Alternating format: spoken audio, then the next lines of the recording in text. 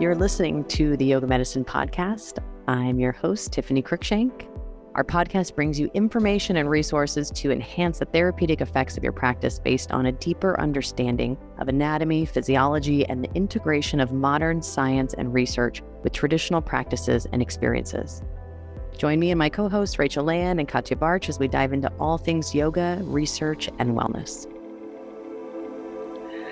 All right, we are back, and I'm really excited because today we have an article that we're going to go over that Katja herself is one of the main authors on, and so I'm going to be a curious participant in this as well as we allow her to share some new foam rolling research, and I think some really interesting research and some good discussions that will come from it. So hopefully some fun new information for you guys who love SMFR and MFR and foam rolling and all of the things and fascia. So, yeah, I've definitely been interested in it for a long time on the practical side, but also on the research side. So I'm really happy our group got to publish this one. So just a bit of background, we're 10 researchers from the medical, sports science field, biologists, medical doctors, all really a mix of people, and we've been looking at foam rolling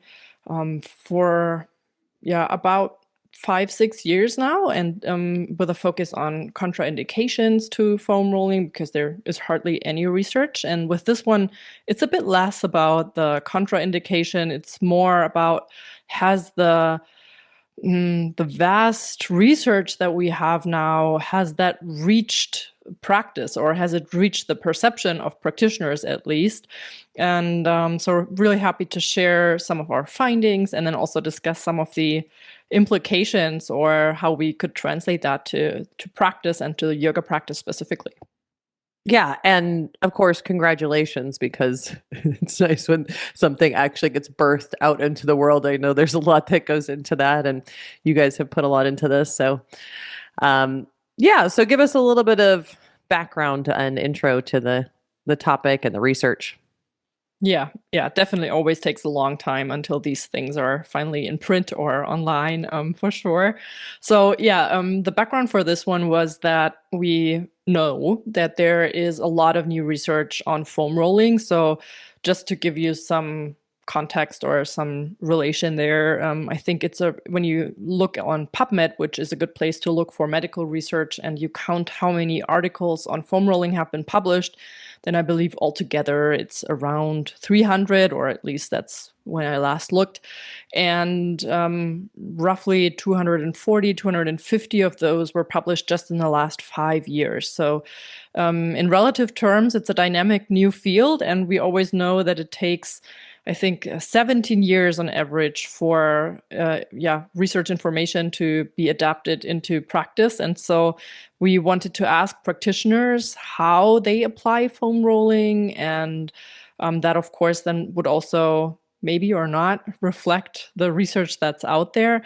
And with this one, we asked them how they applied it. We asked them if they would consider contraindications in their practice and so on. So we'll talk about the details in a minute.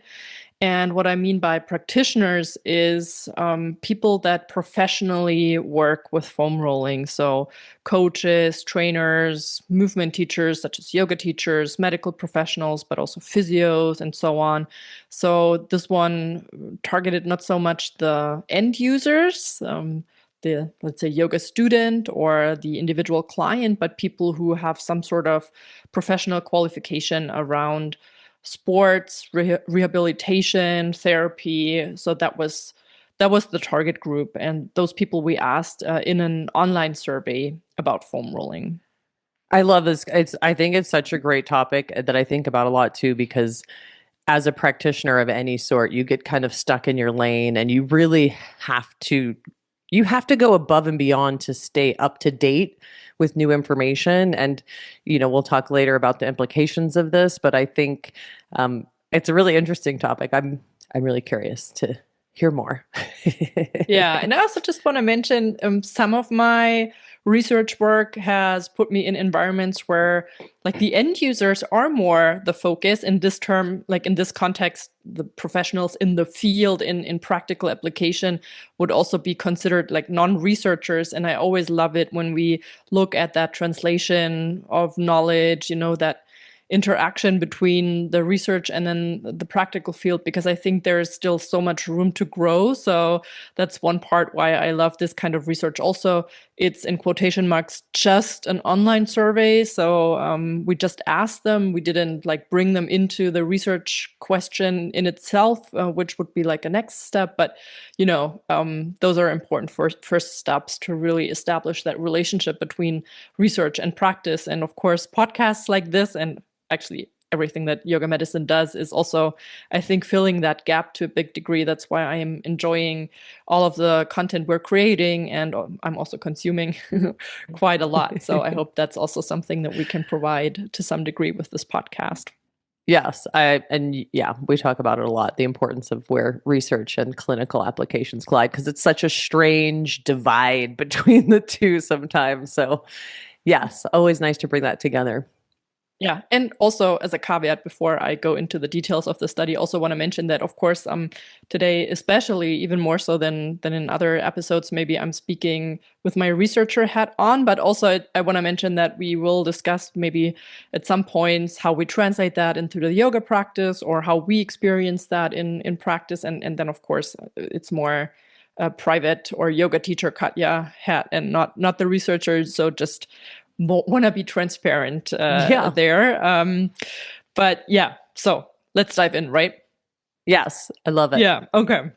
So just the hard facts about the study. As mentioned, we did an online survey and 776 people agreed to participate, which for an online survey like that is a really good cohort. So was people from Germany, Switzerland, and Austria, so German speaking. That's maybe in terms of cultural inclusion, it was a bit limited, but a really, really good sample size. And on average, people we asked were 15 years in practice. So they did have quite some experience. It was not just, sometimes in sports science, we see studies where we include a lot of students, college students, but with this one, it was really people that had a substantial part or a substantial time spent in their practical field. Also interesting, I think the majority of participants in the study were female, so 66%, which is interesting. We could maybe guess that females generally in surveys like that are a bit more motivated to contribute to the research maybe, or foam rolling, self-myofascial release is a bit more interesting for that, population, for female population. I can only guess, we can only hypothesize, right. But interesting that we have 2/3 of participants of females in here. And then, as mentioned, the majority were trainers, coaches, therapists like physios, sports science practitioners, or then also, like I said, medical professionals, yoga teachers, and some of them multiple things. So they were able to indicate multiple professions.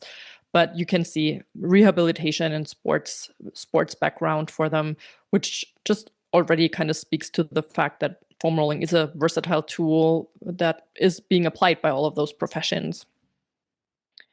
Right. And I would think, my first thought was like, oh, maybe because it's a lot of physical therapists or physios. But actually the majority were coaches and trainers, which to me is a more male dominant profession. So interesting. Yeah.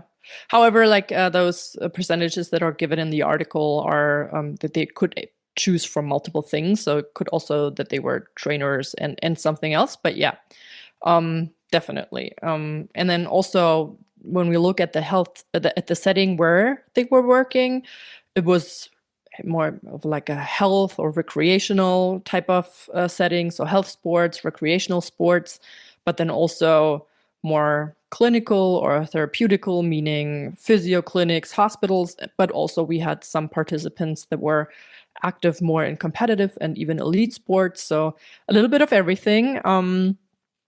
So again, just speaking to the fact that foam rolling is in fact applied, at least here in the German-speaking area, from many different professions and different settings. And so we could make the assumption that it's really applied in a very versatile way, is a very versatile tool. Yeah. I mean, but overall, what we're looking at is athletes and healthcare pretty much. Yeah. Yeah. Yeah, definitely. And then also, and we'll speak about that later, we included those over 770 people. And then we asked them as the first question, are you using foam rolling in your practice or are you not? And so 68 of people that responded said, yes, I am using it in my practice as a coach, as a physio, or whatever. But then there was also the rest of them who did not use it. And so we'll talk about the reasons they gave for not using it later as well, which I think is an interesting aspect as well, because we oftentimes don't get that data. Right. And that's my question too, is like, so this was a survey you sent out. They knew it was a survey on foam rolling. People who didn't use it still responded. I'm actually surprised that many people who didn't use it even responded at all. 68% is not that. Yeah. I don't know. Yeah, but it's I think, and this is again me just speculating, I have no specific information on that, but a bit of background of that is maybe that we are having quite the discussion here in Germany, which is a country where we have a lot of fascia research going on, a lot of research on foam rolling and self-myofascial release. And so there are also many skeptics. And in fact, one of the biggest scientific skeptic who has questioned the positive effects of foam rolling is one of the authors in our study as well, which I consider a major strength of that research group that we've been building, because we have people in there who are promoting, let's say, fascia, or are very supportive of the notion of fascia and tools such as foam rolling. But also there are some critics who are asking very in-depth questions about how foam rolling and techniques like that could also maybe harm. So we've had quite the discussion. And so I think the fact that in the study, we have a lot of people who signed up and said, I'm using it, but also we had people who signed up and said, no, I'm not using it, is really interesting.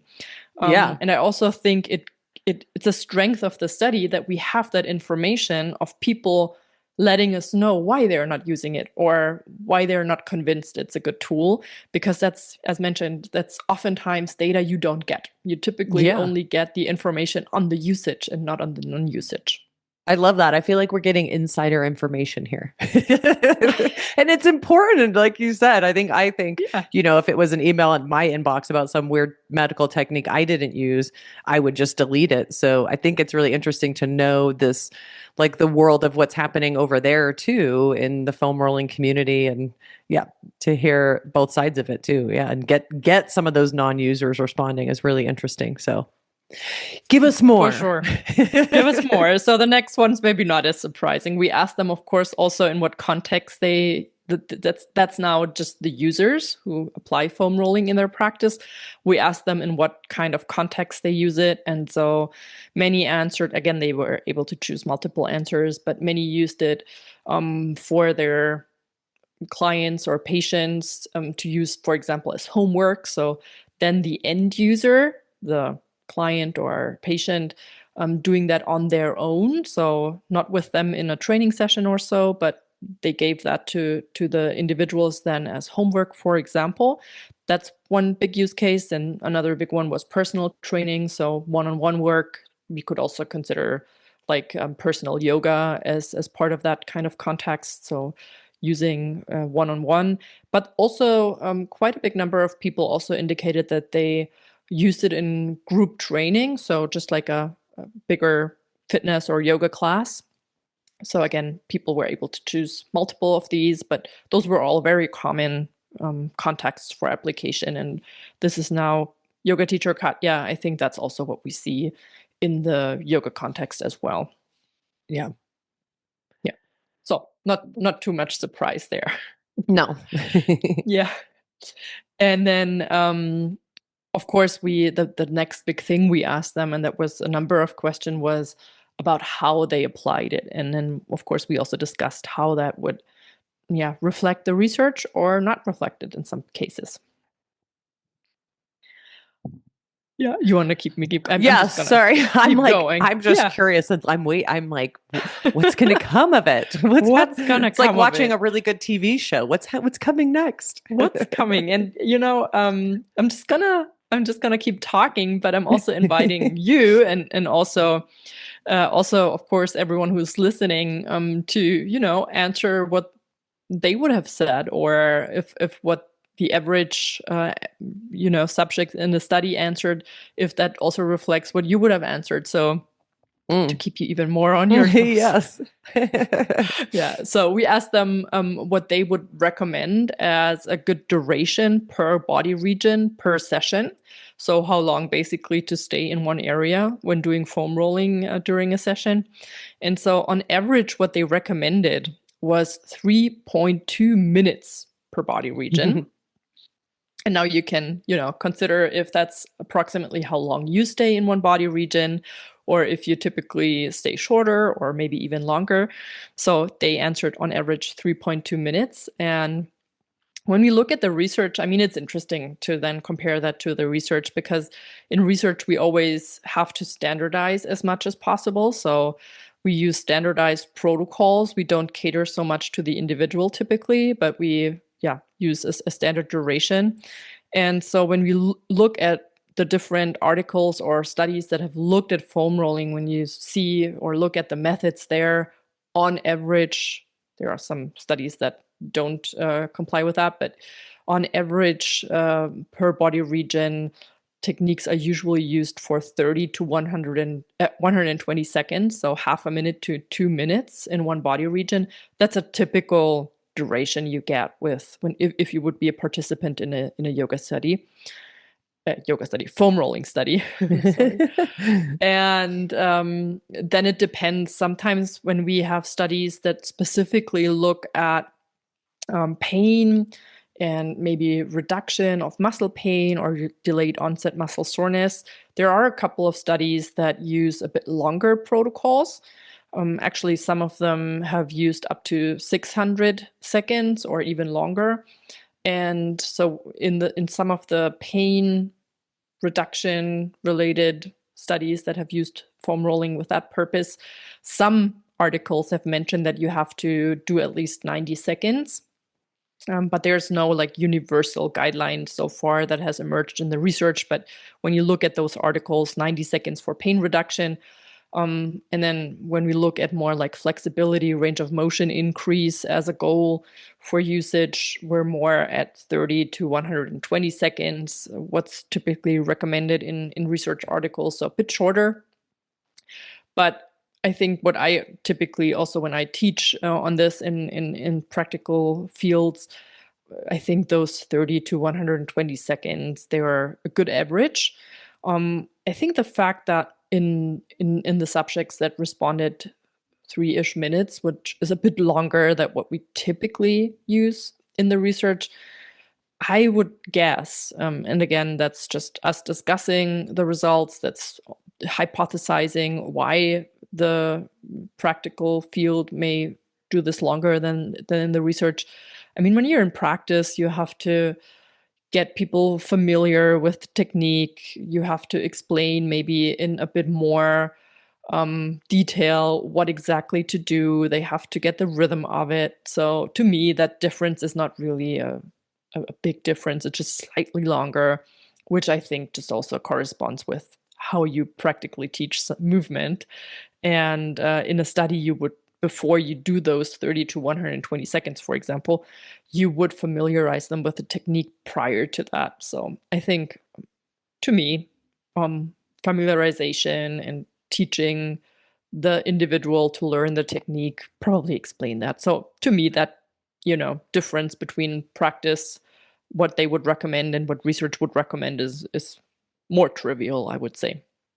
Yeah, and they're not I think a lot of people in clinical practice aren't using a timer. It's just kind of an approximation. And when you're in that real life experience, 3 minutes is actually really fast. Again, you're talking someone, but I guess my assumption too is like, for me, when I'm working with someone one-on-one, it's different than when I'm giving them. If I'm giving them homework, I'm actually telling them, and I don't know that I would ever tell a patient to do it for 3 minutes. That feels like a long time. One-on-one with someone in person, if I were to estimate that, 3 minutes sounds about reasonable to talk someone through that, or even longer. I mean, on videos and online and in person, it usually takes a little bit longer to get someone into some of these and talk them through it. But if I was giving it to them as homework, again, a lot of times it's 30, 60 seconds. And then I also think what's really hard about this is, like you mentioned in the research, a lot of times they're talking about using it per session.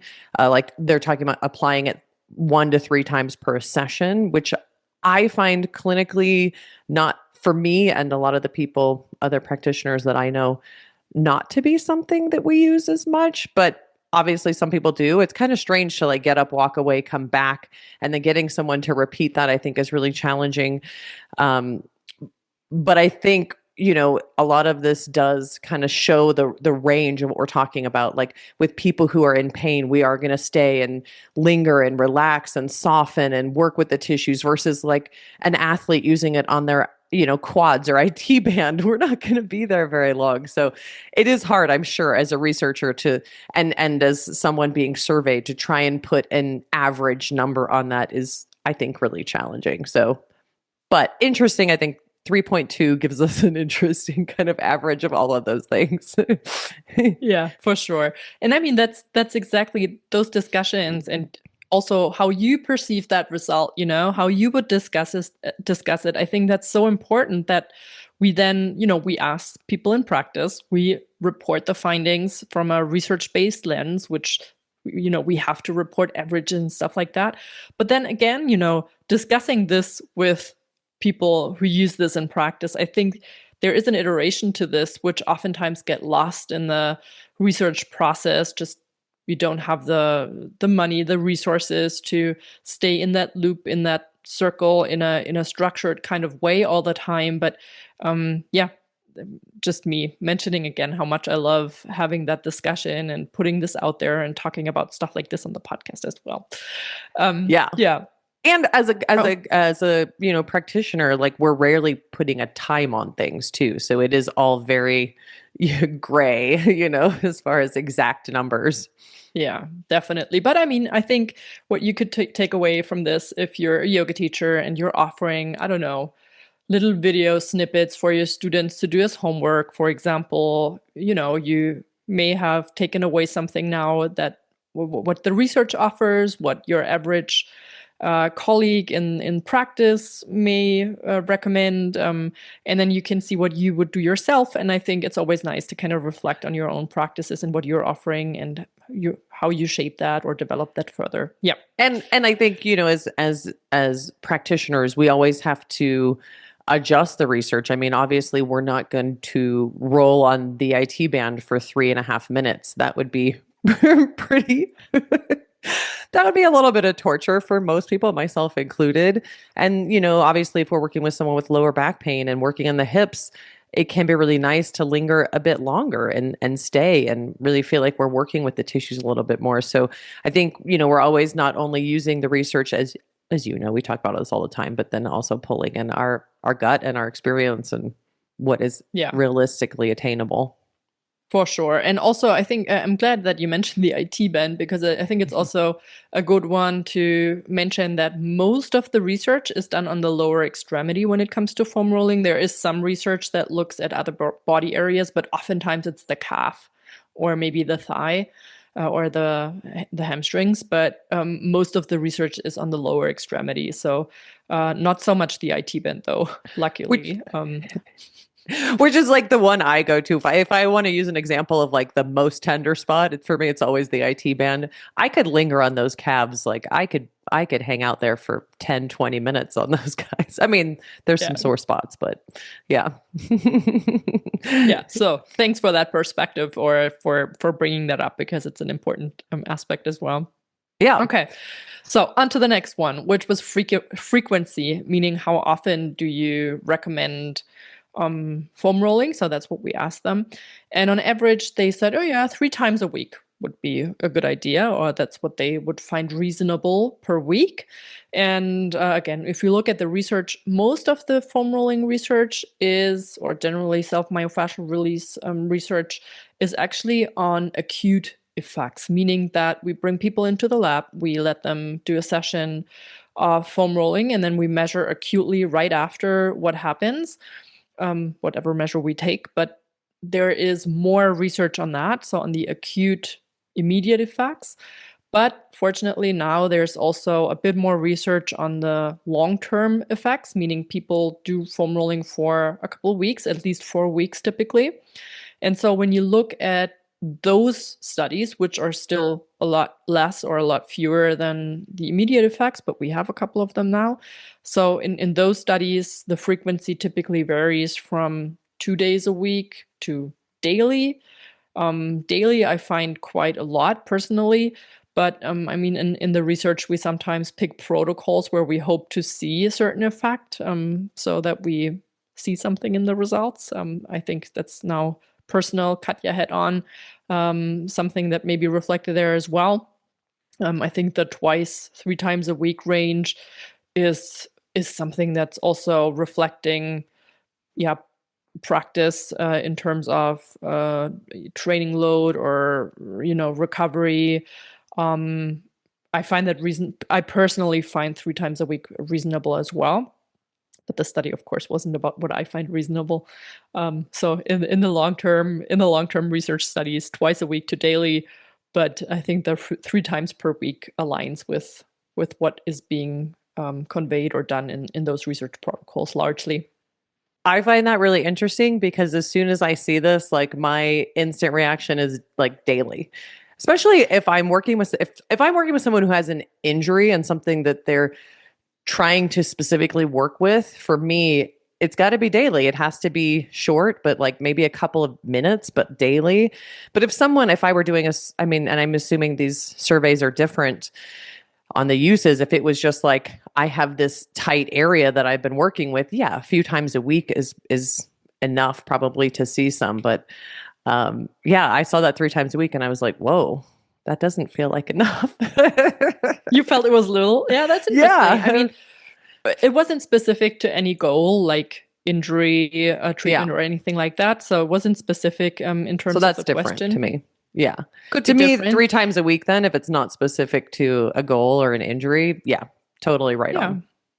And then what's interesting to bring in also, or a discussion around this, which I feel is interesting, which, for example, one of my mentors and colleagues, Professor Robert Schleip, is often speaking to, is we are still aiming to study the specific dosages in terms of how often, how frequently should we apply that, in terms of how much time do we need to give connective tissues to regenerate and go through recovery processes. And there's still a lot of open questions around this. So I think the 3 times per week may also be a result, again, me hypothesizing, from those discussions that are, at least in the, let's say, German-speaking fascia field, somewhat prevalent around how much time does it take for connective tissue to recover. It's moving a bit slower than other tissues metabolically, but that's probably more on a hypothetical field with a lot of open questions regarding the exact dosages, depending also on the exact goals we're pursuing. So many questions. And I also think if you're rolling for 3.5 minutes, I mean, maybe only 3 times a week is more appropriate versus, you see so many like athletes or people using it in athletic settings or even yoga settings where maybe it's just 30 seconds, it's not uncommon for me to do it before training / sport and after. And so, and maybe it's definitely not 3.5 minutes then. So many questions. I can't wait to learn more. We need more. We need more. We need Give to us ask more questions. And actually, this is maybe just like a side note, but our group is, of course, working to understand even better what would be seen positive, what would be some challenges with foam rolling. So the current step we're pursuing with that research group is to ask actually medical professionals in more in-depth qualitative interviews on the processes underlying exactly those things, like contraindications, but also the usage, how often, and so on. So we're trying to dig even deeper in terms of getting not just a survey, but really getting in-depth qualitative interview from medical professionals, how they evaluate that. So that's exactly what we're trying to do, because we also have those questions. So well, yeah, I think this is more the hard coming. part we kind of alluded to before. As a clinician, as a practitioner, we're, living in the Wild West. We're just taking a little piece of information and running with it. And we get some good experiences with, I mean, maybe whenever you did start using MFR or foam rolling, at some point you had good responses to it. So you kept using it and you kept experimenting. And, really our only commitment is to do no harm. So we are going gently. We're starting slowly. We're starting with small amounts. We're watching how people respond. We're expanding that over time. We're changing how we apply it and how we use it, really based on our experience, because it takes so long. And in fact, it's often pretty rare that in the research we get really direct clinical applications for any modality. It's because there's so many iterations of ways you can apply techniques like foam rolling and other things, so as a clinician, you're used to that. You're used to having to find those and figure it out. It is nice when you get some more direct information, but then, you have so many different patients, so many different iterations, so many different complication or contexts, or maybe with athletes, you only get to work with them at a certain time in a certain way or a certain amount. There's always these challenges in real life, we know. Yes. Full stop. And you straddle both of those worlds. So you're going to deal with all of the challenges.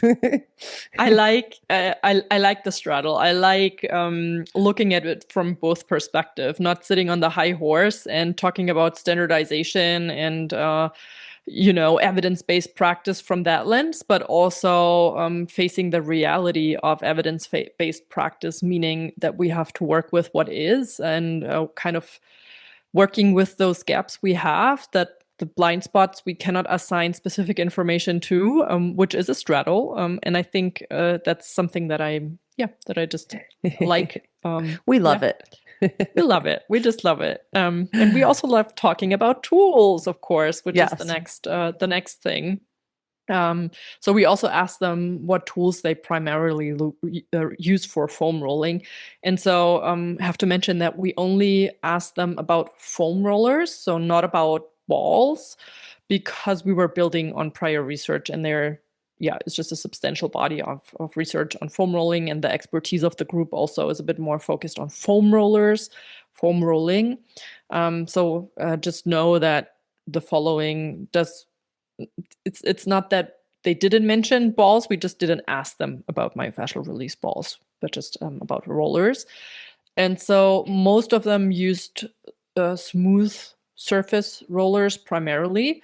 And then also some used foam rollers with structure, like with grids or different levels on the surface. And then also a couple of them, 2%, used foam rollers with vibration function, which have been used a bit more recently. So we also got a couple of these. And then also some additional mentions included those softer Pilates rolls that I personally also love. I just put mine away so you don't have to see it in the background, but softer rollers such as Pilates rolls, or then the ones that have a little gap in the middle for the spine. So those were mentioned as well. And so when we go ahead. No, go ahead. I think you're going to say what I was going to say. No, you say. I'm well, curious. I was really surprised that only 10% had structure. Only 10%, which I think those smooth foam rollers, they're the cheap generic ones you see in the gyms and often in the PT and physios, and the classes and things, but I do think the gridded ones are a lot more common for practitioners. Like I definitely see them more when working with people one-on-one or people bringing their rollers into trainings and things. That's kind of all I see now in a training. There might be one or two people with a smooth roller, but pretty much everyone has gridded ones. Now, obviously we give them recommendations too, so maybe that's influencing it. And then I also thought it was interesting the vibration was only 2% because I'm obsessed with those. I love those and I've had one for a long time. But I think the challenge with those is just price. They're so expensive. For me as a practitioner, though, I love it because it's a lot easier for people to use. You don't really need great technique. You just get to lay your body surface on top of that vibration foam roller and just be there. So I think the application is a little bit easier, but yeah, the challenge is the price tag. Yeah, it's actually something that we also in the discussion section of the article, we also hypothesized that the smooth surface rollers may just be the ones that are more affordable and available in practice, especially in group classes. So that's oftentimes the ones, if you look at a gym where they have multiple ones off, but that's just us hypothesizing. Another hypothesis I have, maybe, but that's a bit more far-fetched. Here in the German-speaking realm, we have one manufacturer who early on patented?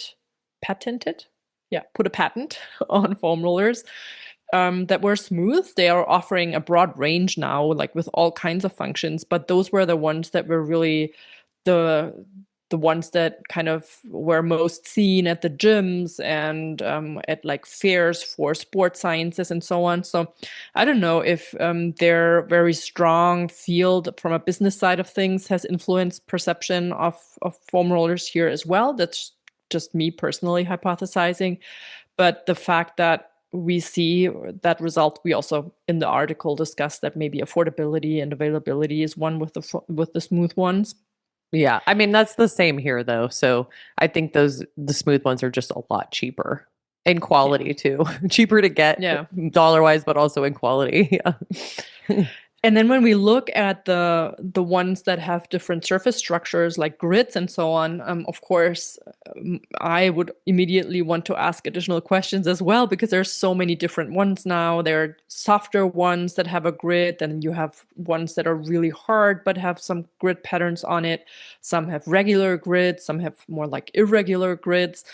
And of course, it's also interesting to look at the research result related to that. And there is, I would say, limited research available on different grid patterns. There's a couple of studies, and some have reported that grid surface patterns may impact range of motion. Immediate effects on range of motion increase more, or also perceived pain. Typically, those articles hypothesize that because of the grid, you have less surface area where you put your weight on, which increases pressure just from a physical standpoint. I'm also thinking if I have those grids, I can create a bit more shear in the tissue. So I can maybe get better contact with the body surface and then move on it. That's me, what I'm thinking, like more shear I can create in the tissues, which we've discussed on here as well. More of that like tissue grab.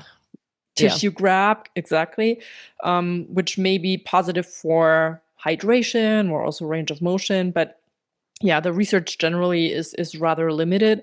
And there's also some studies that have shown that it doesn't make a difference related to, for example, delayed onset muscle soreness. But I have to mention that, again, what you said before, there's so many ways to use those gridded foam rollers. And I'm not aware of more extensive research that has looked at 3 different gridded or surface level foam rollers with different ways to approach it, because especially when it comes to then the tissue grab, creating tissue grab, how can you standardize this in a study? That's really hard. That's where it's hard to standardize, and that's then oftentimes what we're trying to avoid in the lab, because we want to have more clear, reproducible results, and not trying out moving on the roller in a more intuitive way. So that's not what we're doing in the lab. We're trying to make it reproducible, make it standardized, and so I think that's one of the ones where I think practical application may also differ to some degree from what we typically look at in the lab then. Yeah. Yeah. And then with vibration, I think generally, like you said, also they have gained a lot more attention recently in practice, but also in the research. So there's a lot of research coming out on foam rollers or self-myofascial release tools with vibration function. And I think we'll see more about those. Maybe we can, at some point do an own episode looking a bit deeper there. But again, it depends a bit, apparently, or it appears to depend what kind of goal we pursue with those. So when we look at range of motion increase, flexibility increase, some sources find that vibration function actually makes a difference, so creates bigger range of motion increase than a conventional roller without vibration function. But also we have some studies that didn't find that. So as so often is the case, not real consensus there yet. And then also maybe at this point in time a bit more clearly when we aim to improve performance and recovery, there are a couple of studies that have shown or indicate that vibration foam rollers appear to be really effective to enhance, for example, jump performance or also recovery more generally. So there are quite a number of articles that have shown positive effects of that vibration function. However, what definitely remains an open question is, again, that often mentioned dose-response relationship. So what type of frequency, for how long, which setting of the vibration function is the best for all those different purposes and goals? We really don't know that, or we cannot directly deduct that from the current research at this point in time. Yeah, so many different iterations. And for me, I like having it as an option, but I don't find I recommend it a lot because what the person needs to have money. So if it has to be a client who has the budget to be able to afford this, because the last I looked, they're at least about $100 or more. I haven't looked recently, but I'm assuming maybe there's some cheaper versions now. But it's usually someone who has the resources to buy it, but also has a relationship with foam rolling. So it's not going to be something they buy and don't use, but also isn't totally invested in really understanding and learning more, isn't able to, or invested in learning and understanding more to be able to use a normal foam roller. Because for most people, if they're invested and interested, learning to use a normal foam roller is an easy thing to do. So having all those qualifications, having the money, but then also not being committed to using it long term, but also not being committed to like really learning about it. Like that's a interesting combination of things that doesn't usually align together. So for me, I'm usually recommending the foam roller, and trying to get at least a gridded one because I think those hold up a lot more. But the vibration's an interesting one for some people who just really aren't invested in learning a lot, but they have the resources to buy a foam roller and they really like using it. Those are the small margin of people that I'm recommending it for usually, because it is so easy to use and just place your body on it. But, you don't get the nuance of techniques and things that I find with the grid rollers that are really interesting and able to kind of work with the tissues a little bit more specifically sometimes. Yeah, or also the balls, which then add even more degrees of freedom to it or degrees of trying out. But of course, that was not part of our study. Yes, but we won't talk just about for those. Practical application, also want to mention those. In practice, where I'm seeing those vibration ones is often like the kind of competitive, not necessarily elite, but competitive athletic space. So where people that are willing to spend quite some money on gadgets, are trying out new ways to recover. That's from a practical application standpoint, that's where I'm seeing it the most at the moment. Which is totally that triad I just mentioned. They have the money, they're committed to using it. They definitely find that it helps, but the professional athletes don't really usually want to know all the nuance of things. You might need to tell them those things just to sell them on at the beginning, but then they really just want the applications and the takeaways, so they fit my trifecta. They do. Okay. So the next one is a bit more spicy, I find. I found it interesting personally. So it was one of the ones that I don't want to say most surprised about, but the ones that I found really interesting in terms of what we found. So we asked participants what kind of goals they pursued with foam rolling. So what intentions did they have with foam rolling? And you found what is also mentioned in the research. Of course, we also provided that as options to answer. So the stuff that you would have expected probably, that we've been talking about also here so far. So recovery, pain reduction, range of motion increase, injury prevention, warm up in a sports context, or also injury treatment. So, but know that we also offered those answers. They could also answer additional stuff, but that's the stuff that in that order they answered primarily as use cases, basically. So the goals they wanted to achieve. And then we also asked them what effects they actually observed in practice. So what did they then also find? So what effects did they achieve? And what I found interesting about this is that the goals pursued in practice largely aligned with the effects that were observed. So basically, practitioners on average pursued certain goals and then also found those same effects, or at least those were closely aligned with each other, or the numbers we found were very close together.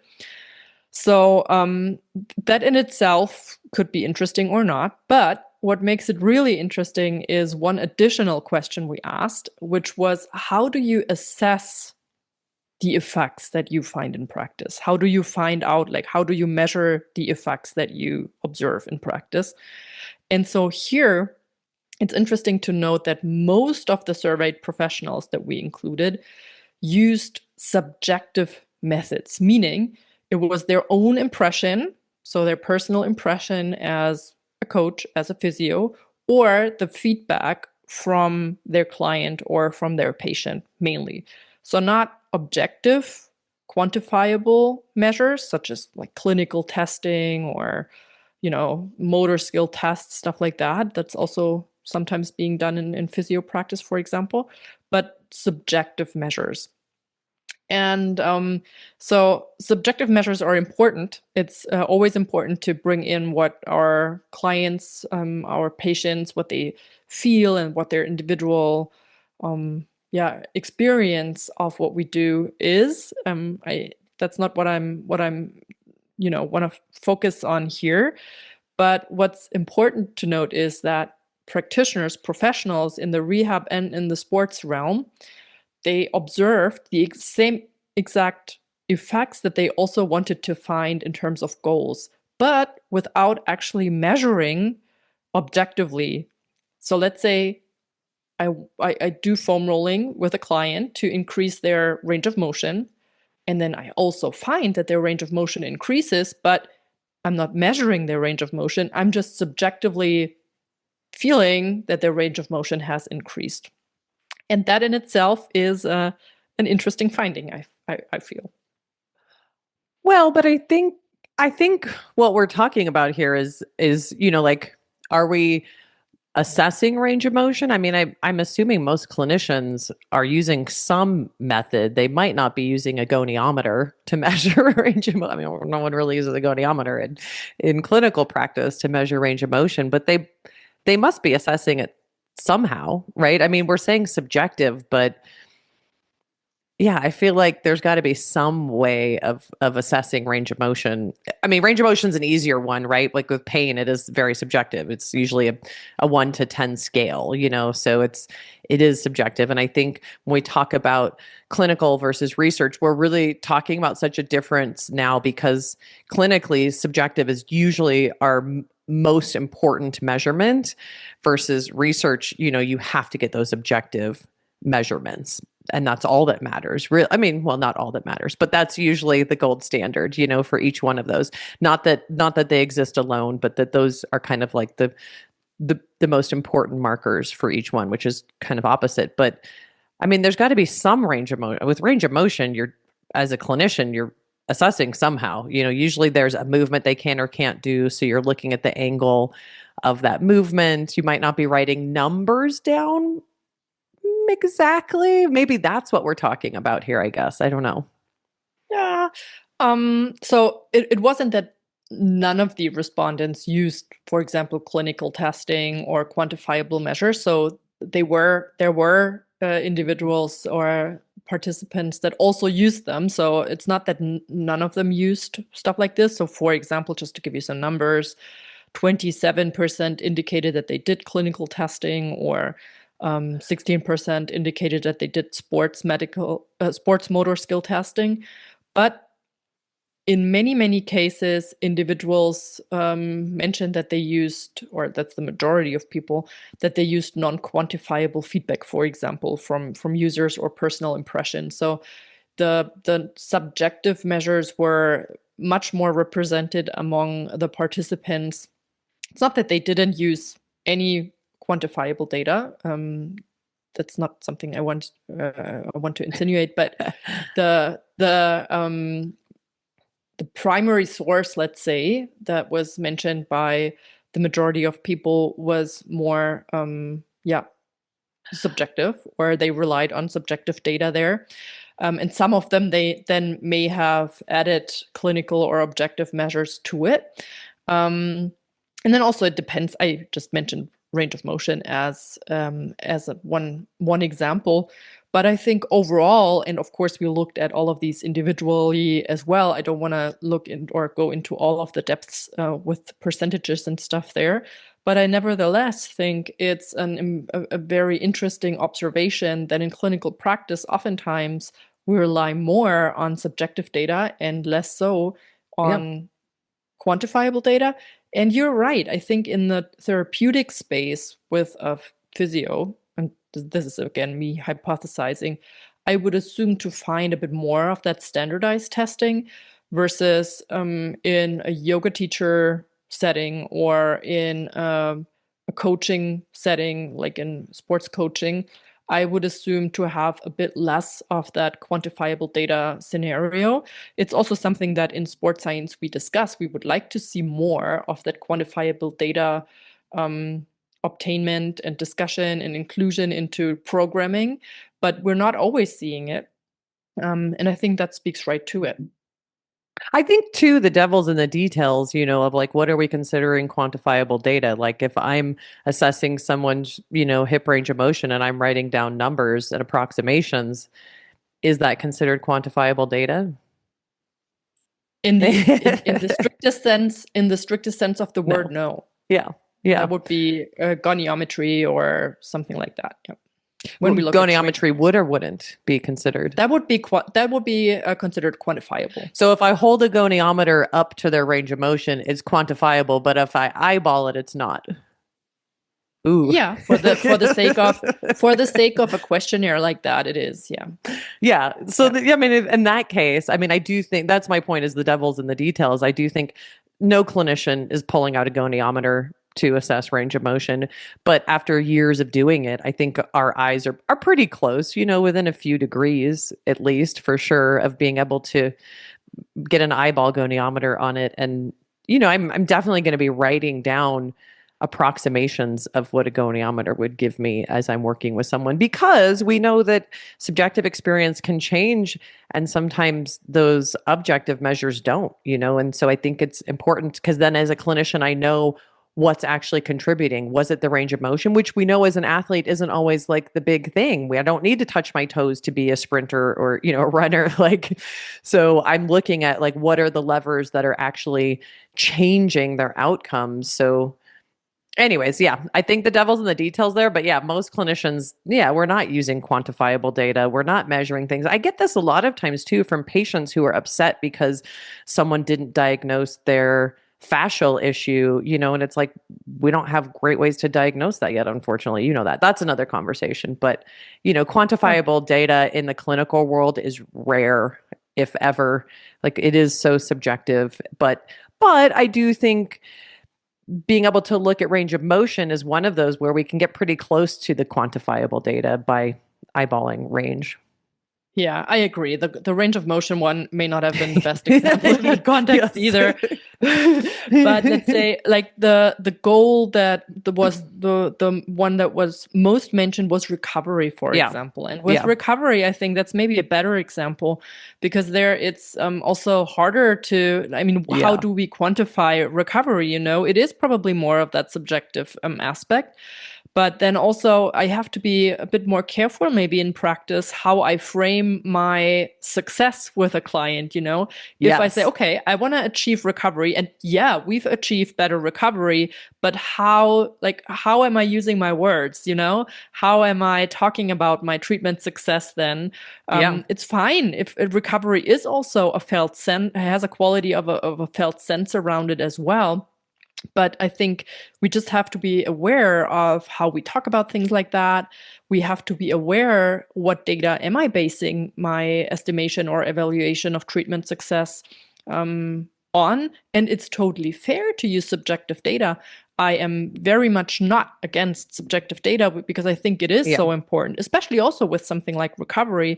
But still, we have to be aware, what data are we basing our success, for example, on? And I think that's still, even though all the things that you've said about range of motion, for example, and all of that is true, I think in practice, that's something that we can reflect on sometimes a bit more, or what we don't have at the top of our minds, maybe sometimes when we, you know, look at our treatment results, or how we go about communicating with bigger coaching teams, et cetera, like our colleagues.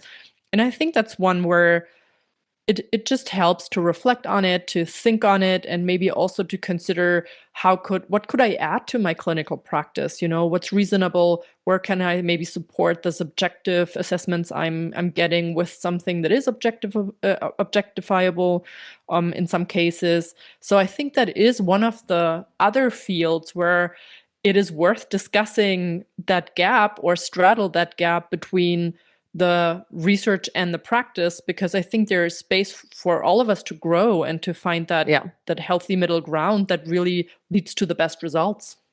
Yeah, I think recovery is a really a really great example. The range of motion one. I'm glad we started with range of motion, because I think that was a great place to begin. That is a little different than when we talk about recovery, and I think recovery is such an interesting one too in the yoga realm, because I think if we're using it with a group class or a team or something, we can be really general. But if I'm working with someone one-on-one and their goal is recovery, I have to break that down. What does that mean to you? Does that mean you're sleeping better? Does that mean you're less sore afterwards? Does that mean you're able to train more consistently? Does that mean you have better energy? Does that mean your performance is improved? Like, how are we measuring this? Even subjectively, we need to have measures. We can't just say, okay, let's improve your recovery. I mean, like, no one really knows what that means. And so recovery is such a big, I think, broad category that we really do have to be more specific if we want to collect any data. But I mean, I think we're getting a little further off the topic, but I think an important one to keep in mind when we're talking about subjective as well. Yeah, but I think it's actually also on the other side, it's right on topic, because it's exactly what we're discussing there, you know. And with sleep within recovery is a great one, you know. This is, I think, a place where practitioners could also be encouraged to use questionnaires that are validated, and ask those questions of questionnaires that have been validated by researchers, instead of just asking, how's your sleep? You know? I love that. I'm just imagining a clinician giving like surveys every time, because then you're surveying everything, right? I think the reality of if I'm trying to collect data for research, absolutely. But I think the reality of doing that in clinical practice, I mean, you'd be wanting to collect research on a lot of different things, and it's clunky and time consuming. And if I'm not analyzing the data at the end, is it useful? Like we talked about with like that's trackers, right? Yeah, we talked about this before as well. But I think that's also why I specifically didn't mention handing out questionnaires. But, you know, you can get inspired by the questions or you can ask questions that are based on a validated tool or a validated measure, instead of just, you know, coming up with your own questions on sleep, or I'm just reading up on menstrual cycle research. And then there's questionnaires that have already been validated, where you can ask for symptoms and you don't have to hand out the paper. I'm very realistic about the fact that good luck getting it back. Good luck getting it back. I have like 60 minutes with a person. I'm not going to spend 25 minutes with them, having them fill in the questionnaire, but I can inform myself what a typical clinical tool that is maybe also been used by doctors, for example, what that would entail. And so I can focus my conversation, and that can also be a bit more loosely structured, for example, around those more validated tools. And I think that's exactly that middle ground where those spaces that we have to fill, or that we can fill if we want to, or that we can enrich our clinical practice with, which I think is important. And nevertheless, even though I think we have painted a quite colorful picture of what that space looks like, where the standardized research approach is not really congruent with what we find in practical in the field, in the reality of working with someone one-on-one, for example. I think nevertheless it's worth asking ourselves those questions, like what am I basing my assumptions on? What am I basing my evaluation of treatment success on, or coaching success on? And where and how do I want to work with someone when I don't have any data? Like where, especially if I work more in a competitive field with athletes or even elite field, just working from gut is probably not going to do it, in terms of also the expectations that other team members have from you, medical staff, etc. So there will be a bit more professionalization around that.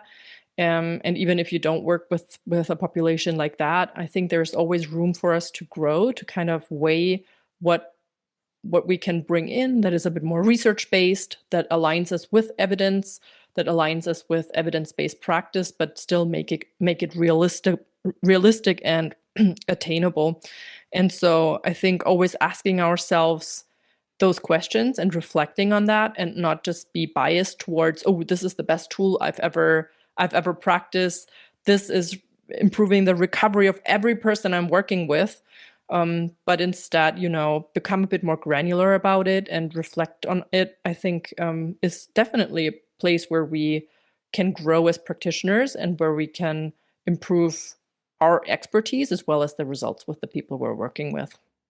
I love that. And wouldn't it be cool if we had, I'm sure this hopefully is coming in the future, just software technology that could go into our charts and just pull that data out for us would be really cool, now that everyone has electronic charts, which I hate. I still write things on paper when I'm working with people, which is still kind of clunky and time consuming to translate it into chart notes later. But yeah, I think it would be really cool if, maybe some already does that. I don't know, not mine, but it would be cool to have software that could just be intelligent like AI and pull all the information out, like go through.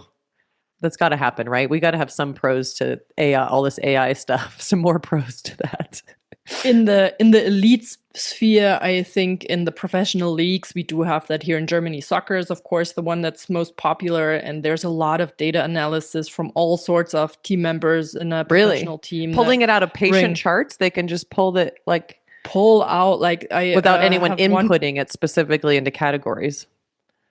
I have one colleague working exactly on that. I talked to him on a recent conference, and he's doing exactly that. Like, what's all the data that our team gets from the medical testing, from sports-specific testing, from lifestyle-specific testing?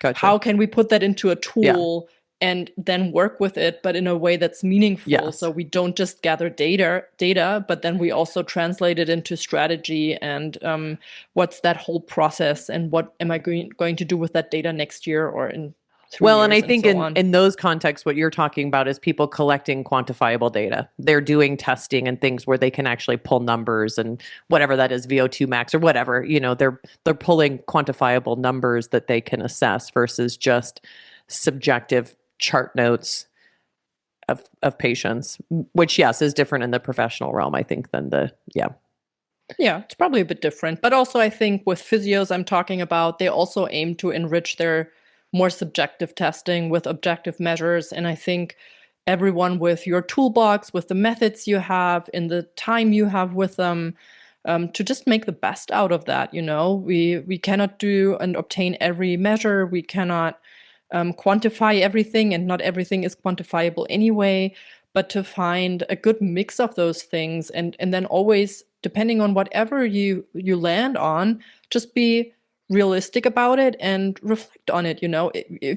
I can create my clinical practice without taking one objectifiable measure ever, but I also have to be aware that I'm not taking any quantifiable data, and that's fine to me as well. I just have to be honest about it, and not act as if I have based this on a whole folder of quantifiable data. You know what I mean? Like, there's a nuance to how I evaluate, and how I my own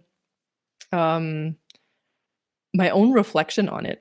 That's how I would phrase it. I think that's just something that in the yoga sphere holds as true as in an elite athlete kind of background. I think it's just something that we have to we could consider. It's not the maybe the thing that drives me mad when I wake up in the morning, but it's one aspect of our work that we could keep in mind. Well, I think it's this comparison too between professional athletes and the layman, which is always really interesting to me, because I do think we're all athletes in whether you're an athlete of carrying a baby around, or sitting at a computer all day, or physical endeavors or sports. These are all challenges, or, a stress athlete, these are all challenges of adaptations to the system.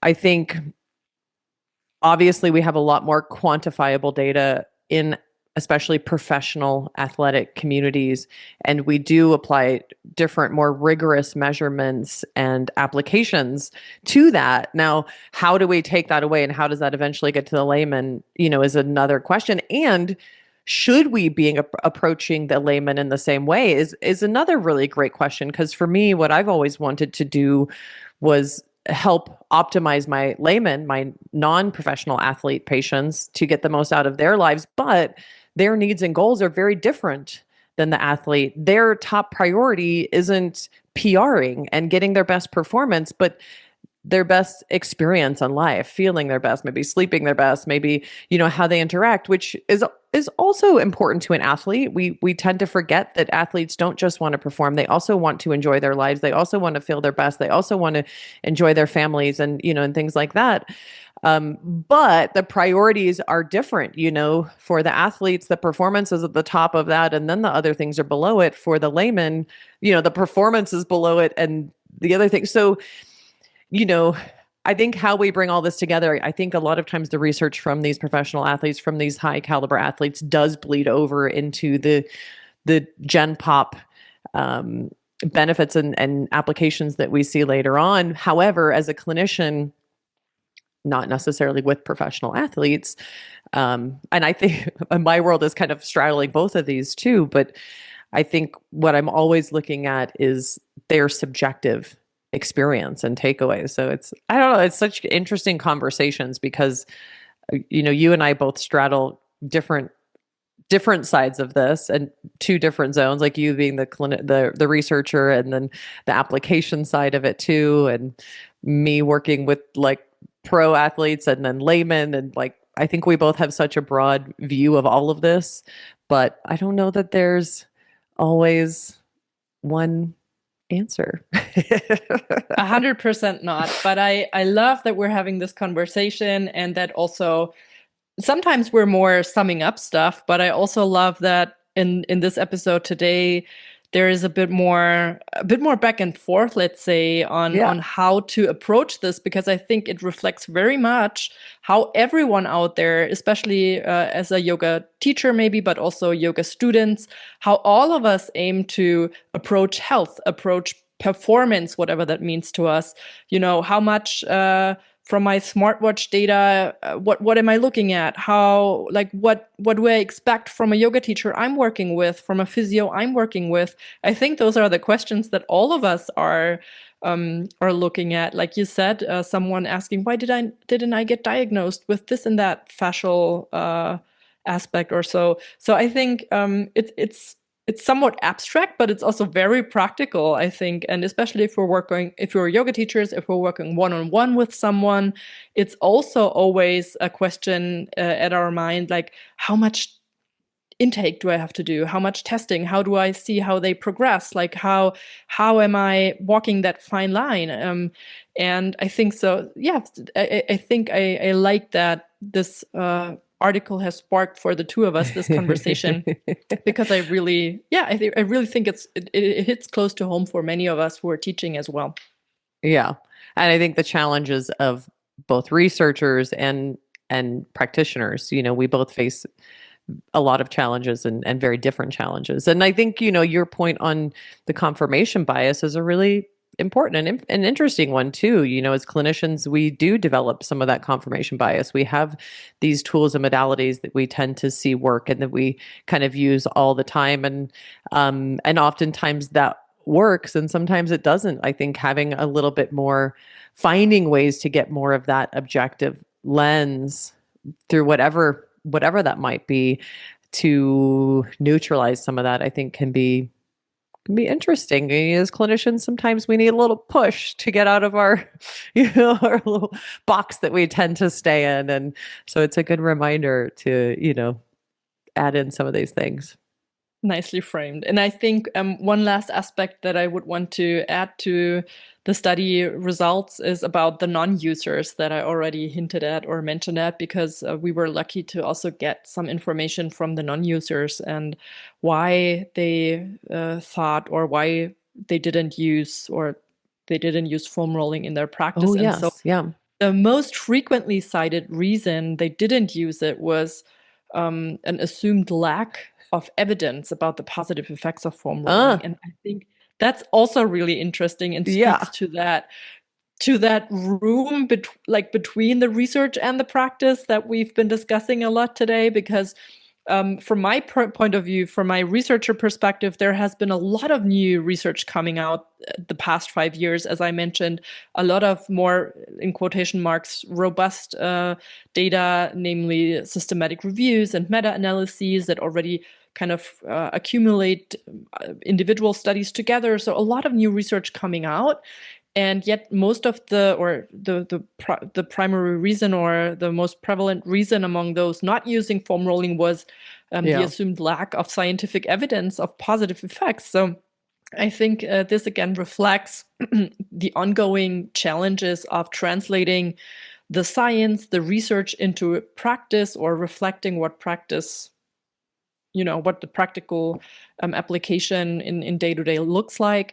So I think that we call that the translation gap sometimes, or there's a whole scientific field, translational science, speaking to exactly that. So how to fill that gap, or how to bridge that gap. And I think that's what a big part of our conversation today has been about. And I appreciate that conversation so much, because in the end, stuff like podcasts like this, or interaction with researchers and practitioners, conversations like this are also a big part of how we can bridge that gap, and how we can make it so that the research work makes it into the consciousness of practitioners, and also enables practitioners to very critically reflect on the research with all its pros and cons. Like we did today, some of the stuff that I'm seeing in the research is not directly applicable to the practitioner. It's not realistic maybe.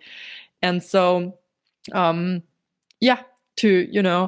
enhance this, to further this, to improve this, I think or I hope that our conversations can, here and there in the podcast, also support that, or provide some of that, enhance some of the understanding of both sides. I certainly enjoyed that part of our conversation, and also, as mentioned, really loved it that we had some of those insights in the study as well. I mean, that is such an interesting ending too, because I think it's kind of astounding to me that there biggest thing was a lack of research. I mean, it's kind of crazy, but I also think these are people who have been in the field for over 15 years, and 15 years ago, and foam rollers have been around so long, they're so cheap, they're so easy, they're everywhere. I just think for people who aren't in the fascia research, who aren't up to date on a lot of, and they're using, a lot of times clinicians are using expensive gadgets, things their patients can't afford, these expensive machines with, high tech research and quantifiable data on them, maybe just aren't up to date on this. And so I think that's fascinating that was the reason why they weren't using it, to me too, as well, because there is a lot of research. I mean, it's almost like stretching in the sense that there's so much of it out there. It's kind of like weeding through it all. Maybe not quite like stretching, but yeah, I think a really interesting end note. And also, we mentioned too the importance of validating this too, being not only more research and more specific clinical applications, but also contraindications, which is kind of like coming full circle from where it began, because this article was also kind of came out of that contraindications research that you were doing as well, I believe, right? Yeah, so that was also one aspect of the study. So we also asked them if they considered contraindications, and many actually do, primarily pain and varicose veins, for example. So those were the top two that were considered. You can look into the article. I'll link to it, of course, in the show notes to see what other contraindications were that practitioners take into account. From my perspective, of course, I have to mention that there is so little research on contraindications and adverse events of foam rolling. That's what we're trying to shed more light on. I think that's always important to have that conversation as well, part of the maturation of a field, to have open-eyed discussions around that. I think that's important. Also highlighting where we don't know things, like we don't know if it's safe or not, or if we have contraindications to account for, because there is so little research. There's hardly any case studies published around this. Also, maybe because they are underreported. We see that in pharmacological research as well, that oftentimes adverse events are not reported, not being, not being reported in the research or to your medical providers. So I think that plays into it as well. But I hope that our article, our research also fosters a maturation and a discussion and open dialogue about, the view and the handling of issues such as contraindications and adverse events as well.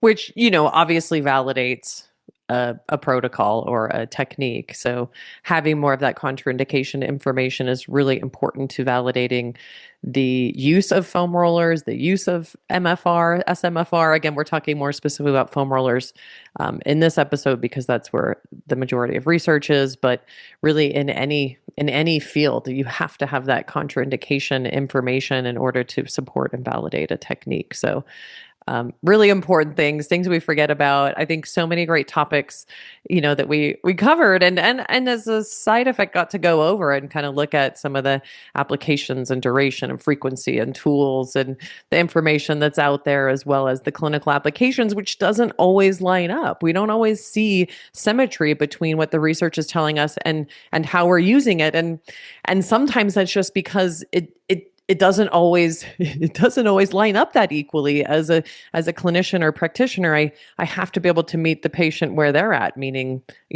maybe they can't afford a vibration foam roller, or maybe they don't have 3 minutes for every body part that they need to do, or maybe 3 minutes on the IT band isn't realistic of foam rolling. And so we're constantly being asked as clinicians to adapt and be flexible with the research information that we have. But I think here at Yoga Medicine, I know you and I both agree on this so much, is that the important part is staying up to date, getting this new research and information that is still limited because it doesn't always give us exact applications to the person that we're working with. We still have to be flexible enough to adapt that to the person, but keep learning and like this kind of told us about those non-users not using it because there's not enough research was, as clinicians, we have to keep up to date. And that is a hard thing to do as yoga teachers, as physios, as, coaches, is to stay up to date, not just with foam rollers, but we have, so many other things that each one of us do. So hopefully the podcast is a resource for that, of giving you guys some chunks, and then remembering that the magic in what you do is being able to apply it to the person and through their subjective information, and maybe pulling in some of these quantitative measurements. And we have new devices all the time to measure some of these things too, and others can be really challenging to measure, but finding ways to combine both of these worlds a little bit more. So hopefully that gives you a little bit of thought and inspiration, and maybe some questions too, because I think the questions are such instigators for change and for, the work that we do as well. So thanks for bringing this, and thank you, to all the researchers, to you, Katja, for the work that you do, bringing this to us. I think both sides of this, right? We need both sides, the researchers and then the people out there applying it and using it. And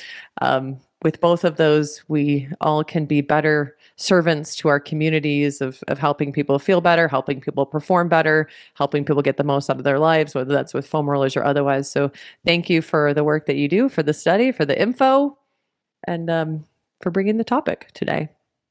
Was a pleasure, and well said, well finished up there. Thanks for providing the space to have that conversation. Yeah. Yay. Well, we hope you enjoyed it. Let us know what you think, and we'll be back for more fun discussions in the future.